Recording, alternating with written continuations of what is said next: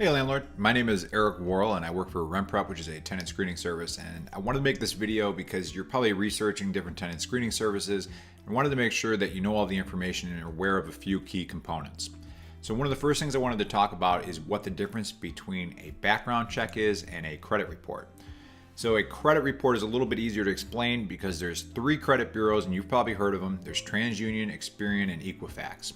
So if you go to a bank and you want a loan because you want to buy a new car, they're going to run your credit to see if you're credit worthy. So they're going to run it through one of these three credit bureaus, and they have a lot of information on everybody in the United States, and they're going to give you a credit score and let you know how credit worthy this person is to give them a loan. The reason the bank wants to do this is they want to make sure that you're going to repay that loan. You being the landlord looking at a tenant applicant is a little bit different, and you're going to want to run a background check because you're going to be able to get more information on your tenant applicant.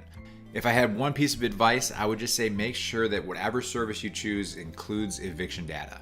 If you're looking at two tenant applicants and one's got an eviction and one doesn't, the one who has the eviction is 2.5 times more likely to evict again.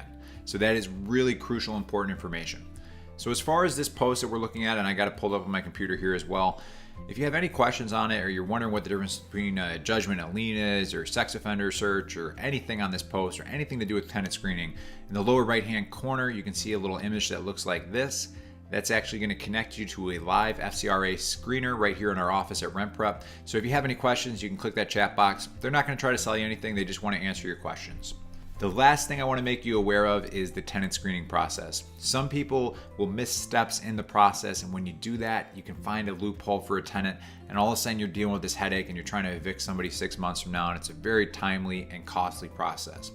So if you go up to the top of our website and you hover over Landlord Resources and you click Landlord Resource Library, you're going to see a lot of free resources available to you as a landlord. If you scroll down, you're going to see one that's going to say Tenant Screening Course. We have a free course on udemy.com, and it's all about the tenant screening process. It's going to walk you through the entire process and share with you over 10 years of knowledge that we've learned here at RentPrep from talking with landlords and property managers all over the United States. So take a look at that course. You may want to check that out and pick up a few free tips. And if you have any questions at all, don't hesitate to call, email us, or even live chat us. We're here to help you through the tenant screening process. Thank you.